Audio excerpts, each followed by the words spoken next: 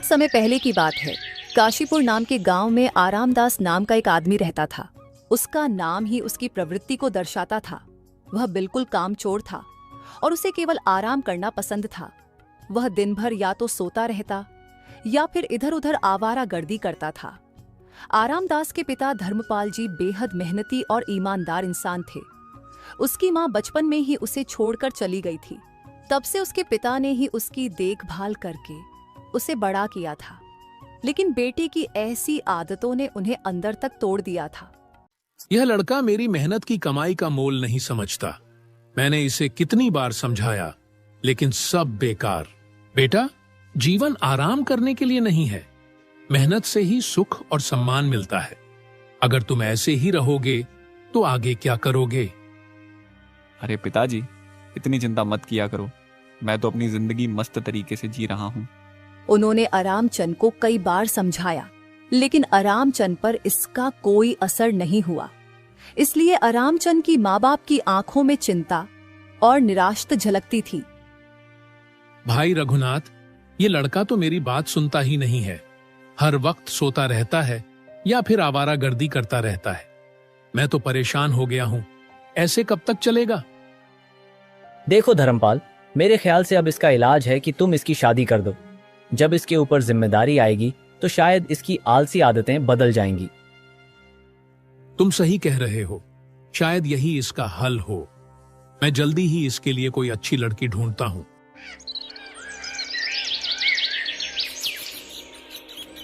कुछ ही दिनों में धर्मपाल जी ने सुषमा नाम की लड़की से आरामदास की शादी तय कर दी।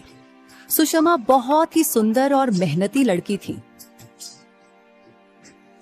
सुषमा जैसी लड़की के आने से मुझे पूरा यकीन है कि आरामदास का आलस्य दूर हो जाएगा। अब वो जिम्मेदार बनेगा।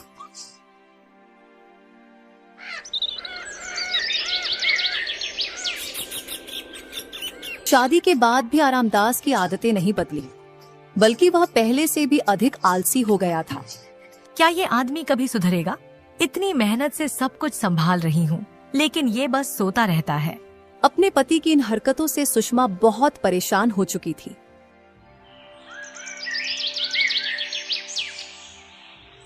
एक दिन सुषमा ने अपने ससुर धर्मपाल जी के सामने अपनी परेशानी रखी। मैंने आज तक आपके सामने कुछ नहीं कहा क्योंकि आप घर के बड़े हैं, लेकिन अब मैं मजबूर हो गई हूँ। आपने अपने उस आलसी और निठल्ले बेटे की शादी मुझसे कर दी। उसने मेरी जिंदगी बर्बाद कर दी है। बेटी, ऐसा क्यों कह रही हो? क्या हुआ? वो कुछ करता धरता नहीं है। सारा दिन घर में पड़ा रहता है। आपको क्या लगा था कि सिर्फ शादी कर देने से वो सुधर जाएगा? उसने मेरी जिंदगी का चयन छीन लिया है। बेटी, लेकिन तुम चाहती क्या हो? मैं चाहती हूँ कि वो कोई काम करे, अपनी जिम्मेदारी समझे। बेटी, वो तुम्हारा पति है। तुम उसे प्यार से समझाओ, शायद वो बदल जाए। मैं तो समझा समझा कर पागल हो चुकी हूँ। वो मेरी सुनते ही कहाँ है। सारा दिन बस घर में पड़े रहते हैं या पागलों की तरह इधर उधर घूमते रहते हैं।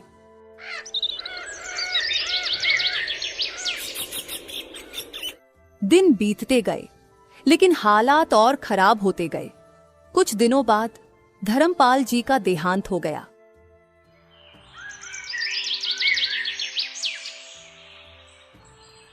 उनके जाने के बाद आरामदास को और भी छूट मिल गई, क्योंकि अब उसे कोई कुछ कहने वाला नहीं था। एक दिन आरामदास खाट पर लेटा हुआ आराम कर रहा था। उसे इस तरह आराम करता देख सुषमा का गुस्सा 7वें आसमान पर पहुंच गया। आपको शर्म नहीं आती? पूरे गांव के मर्द सुबह उठते ही अपने अपने काम पर चले जाते हैं। उनकी पत्नियां चैन से जीती हैं, लेकिन मैं जब से इस घर में आई हूँ, एक पल के लिए भी सुकून नहीं मिला। अरे कैसी बातें कर रही हो सुषमा? तुम जानती हो मैं कब से काम की तलाश कर रहा हूँ, लेकिन जहां भी जाता हूँ वहां छोटे मोटे काम ही मिलते हैं, और छोटे मोटे काम करना मुझे पसंद नहीं है। अरे मैं करूं तो कोई बड़ा काम करूंगा। बड़ा काम तुमसे होगा नहीं, और छोटे काम तुम करना चाहते नहीं। आखिर करना क्या चाहते हो? अरे भाग्यवान, कुछ दिनों की बात है। देखना, एक दिन मैं बड़ा आदमी बन जाऊंगा। नौकर मेरे आगे पीछे घूमेंगे। बस भी करो। तुम तो बच्चों की तरह बहाने बनाते हो। तुम मेरे पति हो, लेकिन पति वाली कोई बात है ही नहीं तुम में। अरे क्यों मुझे बच्चों की तरह डांट रही हो? मैं तुम्हारा पति हूँ, तुम्हें मेरी इज्जत करनी चाहिए। इज्जत उसकी होती है जो घर में कुछ पैसे कमा कर लाए। जो आदमी अपने परिवार का पेट नहीं पाल सकता, उसकी इज्जत कौन करेगा? अरे भाग्यवान, इतना गुस्सा करना अच्छी बात नहीं है। ठीक है, मत करो मेरी इज्जत, जो मन में आए कहती रहो, लेकिन एक काम तो कर दो। मुझे बहुत भूख लग रही है, जरा 2 रोटी बना दो। तुम्हें खाना मांगते हुए शर्म नहीं आती? 2 दिन से घर में अनाज का एक दाना तक नहीं है। बताओ खाना कहाँ से बनाऊं? लेकिन तुम्हें किसी बात से फर्क ही नहीं पड़ता। अगर तुम्हारे अंदर जरा भी शर्म बची है तो जाओ और कुछ काम करो, ताकि शाम तक हमारे घर का चूल्हा जल सके। सुषमा की कड़वी बातें सुनकर आरामदास भारी कदमों से घर से बाहर निकलता है। अब क्या करूं? मेरे पास न काम है न पैसे। आज तक उधार लेकर ही गुजारा किया, अब कौन उधार देगा? सबने ताने देना शुरू कर दिया है। एक आखिरी उम्मीद है लोकेश भाई, वो हमेशा मदद करते आए हैं, शायद इस बार भी। भाई कैसे हो? आज तुम्हारी मदद चाहिए। घर में हालात बहुत खराब हैं, खाने को कुछ नहीं है। अगर थोड़ा उधार दे दोगे तो बड़ा एहसान होगा। वादा करता हूं अगले हफ्ते लौटा दूंगा।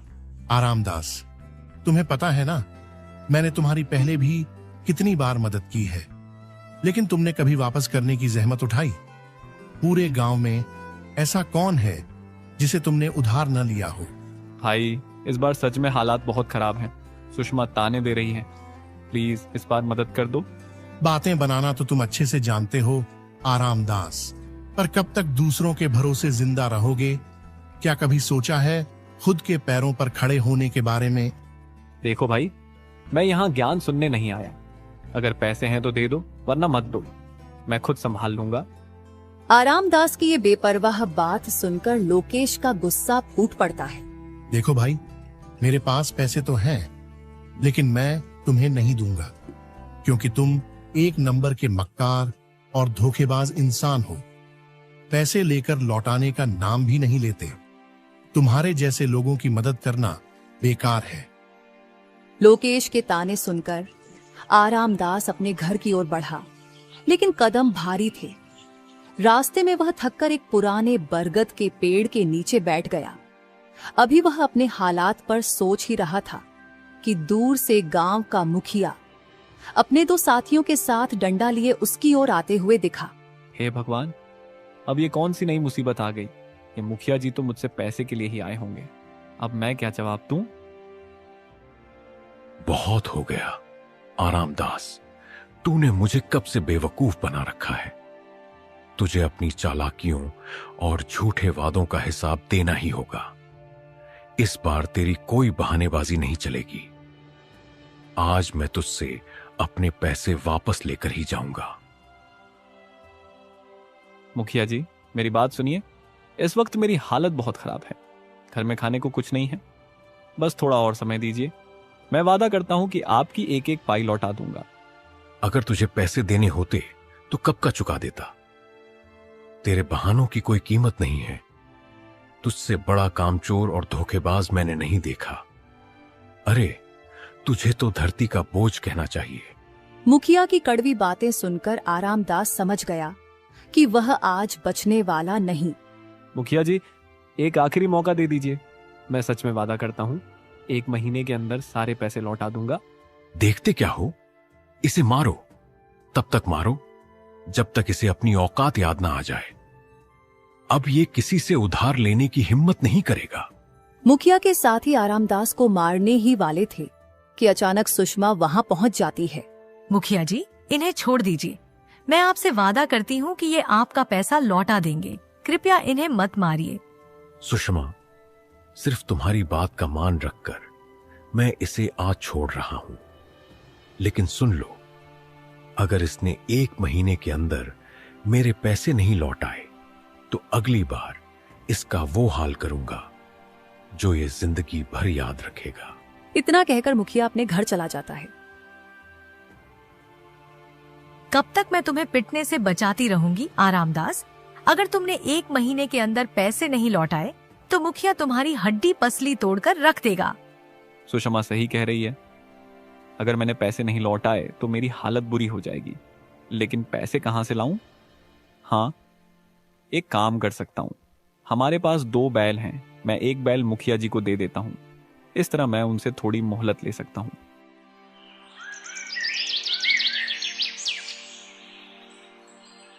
अगली सुबह आरामदास एक बैल की पेशकश करने के लिए मुखिया के घर पहुंचता है।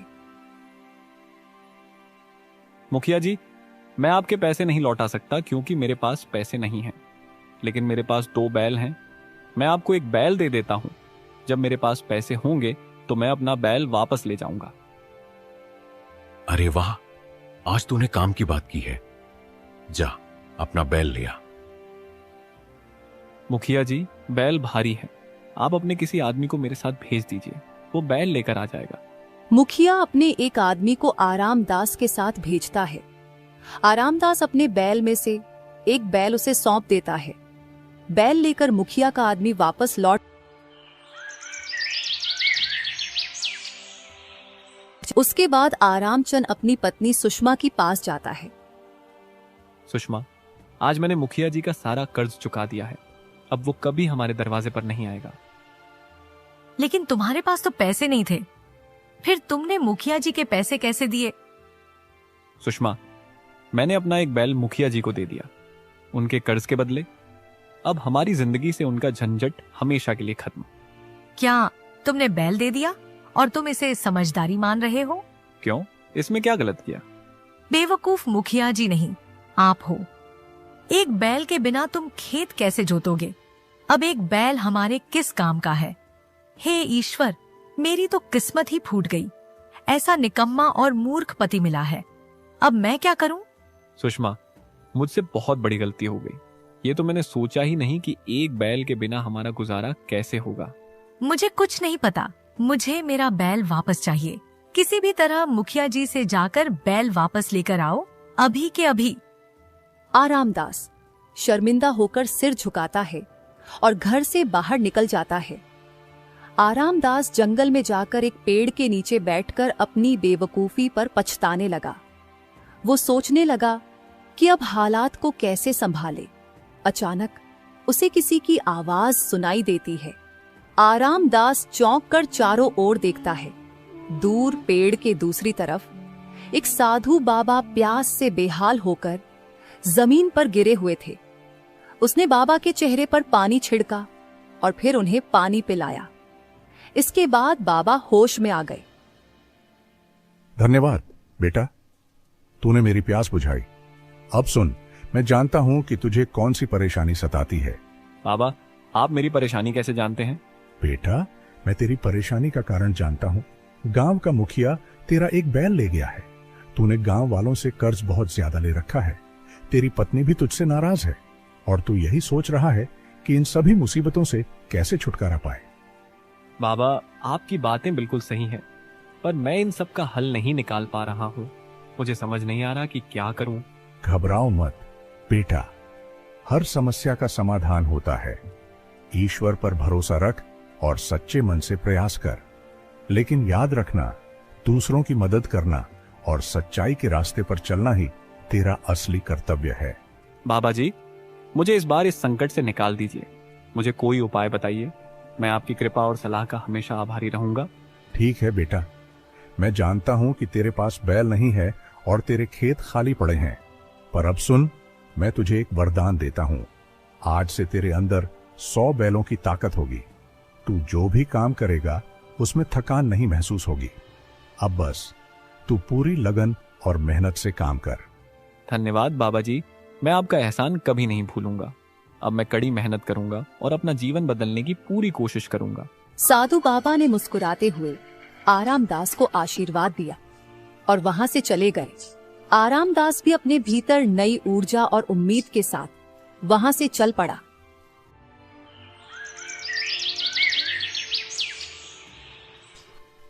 अगली सुबह सुषमा ने जब उठकर देखा तो आरामदास बिस्तर पर नहीं था। वह उसे ढूंढते हुए खेतों की तरफ गई।